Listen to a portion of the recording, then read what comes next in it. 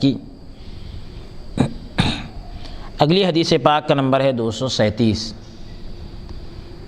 حدثنا احمد بن محمد قال اخبرنا عبد الله بن المبارك قال اخبرنا معمر عن حمام بن منبه عن ابي هريره رضي الله عنه عن النبي صلى الله عليه وسلم قال كل كلم يكلمه المسلم في سبيل الله يكون يوم القيامة كهيئتها إذ طعنت تفجر دما اللون لون الدم والعرف عرف المسك۔ امام بخاری رحمۃ اللہ علیہ روایت کرتے ہیں کہ ہمیں احمد بن محمد نے حدیث بیان کی، انہوں نے کہا کہ ہمیں عبداللہ بن مبارک نے خبر دی، انہوں نے کہا کہ ہمیں معمر نے خبر دی۔ حضرت حمام بن منبہ سے روایت کر رہے ہیں کہ حضرت ابو ہریرہ رضی اللہ عنہ نے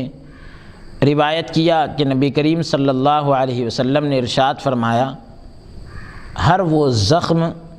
جو مسلمان کو اللہ کی راہ میں لگتا ہے قیامت کے دن اسی حالت میں ہوگا۔ ہر وہ زخم جو مسلمان کو اللہ کی راہ میں لگتا ہے، یعنی اللہ کے راستے میں لگتا ہے، قیامت کے دن اسی حالت میں ہوگا جس حالت میں وہ زخم کھایا تھا۔ اس سے خون بہہ رہا ہوگا، رنگ تو خون کا ہوگا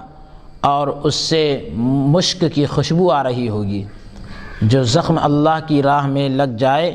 پیارے نبی صلی اللہ علیہ وسلم ارشاد فرماتے ہیں وہ زخم قیامت کے دن اسی حالت میں ہوگا، اس سے خون بہہ رہا ہوگا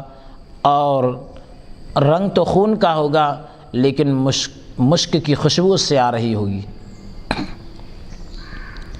تو اب یہ روایت کتاب الوضو کی روایت ہے۔ اس حدیث کی باب کے عنوان کے ساتھ مناسبت تو بہت دور نظر آ رہی ہے۔ اس کی وضاحت یہ ہے کہ اس حدیث میں مشک کا ذکر ہے،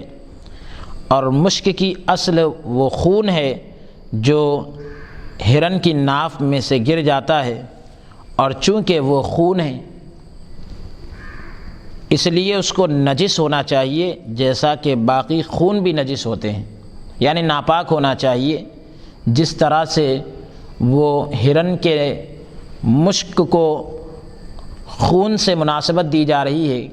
اور یہ کہا جا رہا ہے کہ خون جیسے ناپاک ہے تو یہ بھی ناپاک ہونا چاہیے، لیکن چونکہ رسول اللہ صلی اللہ علیہ وسلم نے مشک کی مدح یعنی تعریف فرمائی ہے، اس لیے وہ طاہر یعنی کہ پاک ہے۔ جیسا کہ ہاتھی کی ہڈیوں کی طہارت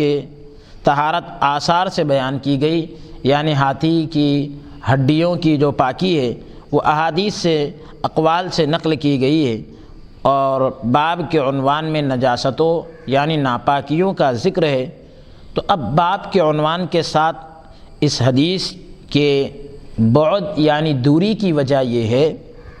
کہ اس حدیث شریف میں شہید کی فضیلت کا بیان ہے۔ اس حدیث پاک میں شہید کی فضیلت کا بیان ہے، اور اس میں آخرت کے حکم کا بیان ہے، اور پانی کے طاہر یا نجس یعنی پاک یا ناپاک ہونے کا تعلق دنیا کے حکم سے، پانی کے پاک یا ناپاک ہونے کا جو تعلق ہے تو وہ دنیا کے حکم سے ہے۔ تو اب ظاہری طور پر تو اس حدیث کی ابواب سابقہ سے یعنی گزرے ہوئے ابواب سے کوئی مناسبت نہیں ہے، تو اب اس کے علاوہ اس بعید مناسبت یعنی جو مناسبت کے اندر دوری معلوم ہو رہی ہے جس کو ہم نے بیان کیا ہے، تو امام علامہ غلام رسول سعیدی علیہ الرحمہ نے اس حدیث پاک کی باب سے مناسبت کیا ہے اس کو ذکر کیا ہے کہ ظاہری طور پر تو یہ حدیث باب سے مناسب نہیں معلوم ہوتی اور میل نہیں کھاتی، لیکن حقیقی معنی میں دیکھا جائے تو دور تک اگر آدمی تحقیق کرے تو واقعی اس حدیث پاک کی باب سے ایک درجہ مناسبت ہے۔ یہ ہر کس و ناقص کے بس میں نہیں کہ وہ حدیث پاک کو باب سے میچ کر سکے، مناسب کر سکے، ملا سکے۔ یہ اللہ تبارک و تعالی نے جن کو فقاہت عطا کی، جن کو بصیرت عطا کی اللہ تبارک و تعالیٰ نے، جن کو علم کی گہرائی عطا کی، وہ حضرات علم کے سمندر میں غوطہ زنی کر کے اور علم کے سمندر کی گہرائی میں جا کر یہ مطالب کو نکالتے ہیں، یہ مفہوم کو نکالتے ہیں اور ہمارے سامنے پیش کرتے ہیں۔ سبحان اللہ سبحان اللہ۔ اب اس کے بعد حدیث پاک جو ذکر کی گئی اس کے رجال کا تعارف کرا رہے ہیں، یعنی اس حدیث پاک کے اندر جو راوی ذکر کیے گئے ان کی شناخت کرا رہے ہیں، ان کا تعارف کرا رہے ہیں۔ احمد بن محمد بن ابی موسیٰ المروزی، یہ حاکم ابو عبداللہ، اس طرح سے حضرت علامہ غلام رسول سعیدی علیہ الرحمہ نے یہ ان کے تعارف بیان کیے، اور امام دار قطنی نے کہا کہ ان کا نام احمد بن محمد بن عدی ہے، اور یہ 235 ہجری میں فوت ہو گئے تھے، یعنی وفات پا گئے تھے۔ امام ترمذی اور امام نسائی رحمۃ اللہ علیہ نے ان سے احادیث روایت کی ہیں۔ عبداللہ بن مبارک، معمر بن راشد، حمام بن منبہ، حضرت ابو ہریرہ رضی اللہ عنہ، یہ تمام روات ہیں۔ اب ایک اور اہم بات ذکر فرما رہے ہیں کہ شہید کے خون کے مشک کی طرح خوشبودار ہونے کے فوائد کیا ہیں، فائدے کیا ہیں۔ شہید کا جو خون ہے تو اس کو مشک کی طرح خوشبودار ہونے کے فائدے کیا ہے، اس سے آپ ملاحظہ فرمائیں۔ قیامت کے دن شہید جو ہے اپنے زخم کے ساتھ اسی حالت میں آئے گا جس حالت میں اس کو زخم لگا تھا، تاکہ اس کا بہتا ہوا خون شہید کی فضیلت پر گواہی دے اور ظالم کے ظلم پر گواہی دے، تاکہ اس کا بہتا ہوا خون شہید کی فضیلت پر گواہی دے اور ظالم کے ظلم پر گواہی دے، یعنی اس کے بہتے ہوئے خون اس کی فضیلت کو ابھارے گا، اور ظالم نے جو اس پر ظلم کیا ہے اس کو بھی وہ واضح کرے گا، اور اس سے قیامت کے دن اہل محشر یعنی محشر والوں کے سامنے شہید کی فضیلت ظاہر ہوگی، شہید کی فضیلت ظاہر ہوگی۔ اسی وجہ سے شہید کے خون کو دھویا نہیں جاتا اور نہ ہی شہید کو غسل دیا جاتا ہے، اور اس میں اس زخم کی فضیلت ہے جو اللہ کی راہ میں لگتا ہے۔ اس حدیث میں فرمایا ہے کہ اس خون کا رنگ خون کی طرح ہوگا اور اس سے مشک کی خوشبو آ رہی ہوگی، تو اس کا معنی یہ ہے کہ وہ خون نجس یعنی ناپاک نہیں ہوگا،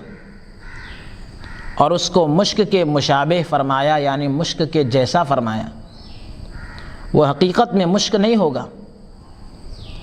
اور یہ بھی ہو سکتا ہے کہ اللہ تعالیٰ اس کو مشک بنا دے،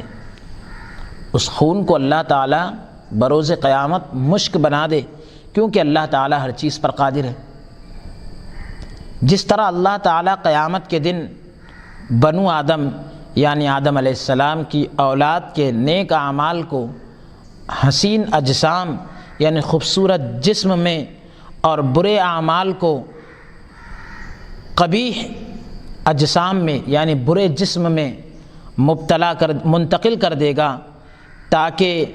میزان میں ان کا وزن کیا جا سکے، ترازو میں ان کو تولا جا سکے، اور نیک اعمال حسین اجسام میں متشکل ہو کر یعنی نیک اعمال خوبصورت جسم میں شکل پا کر قبر میں مومن کا دل بہلائیں گے، خوبصورت جسم کی شکل اختیار کر کے نیک اعمال کیا کریں گے؟ مومن کا دل بہلائیں گے، اور جو برے اعمال ہوں گے تو وہ قبیح اجسام یعنی برے جسموں کی شکل اختیار کر کے کافر کو ڈرائیں گے۔ تو اللہ تبارک و تعالی ہر چیز پر قادر ہے، جب وہ اعمال کو جسموں کی شکل دے سکتا ہے تو وہ خون کو بھی مشک کی شکل دے سکتا ہے۔ تو اس طرح سے یہ باب یہاں پر اس حدیث سے اس باب کی حدیث آپ فرماتے ہیں کہ شرح صحیح مسلم 4747 جلد نمبر 5 صفحہ نمبر 881 پر مذکور ہے، یعنی وہاں پر بھی ذکر کی گئی۔ آپ وہاں جو ہے اس کی شرح نہیں کی گئی، بلکہ یہاں اس کی شرح کی گئی۔ اس حدیث پاک کو یہاں پر بھی آپ ملاحظہ کر سکتے ہیں، دیکھ سکتے ہیں۔ اگلا باب ہے باب البول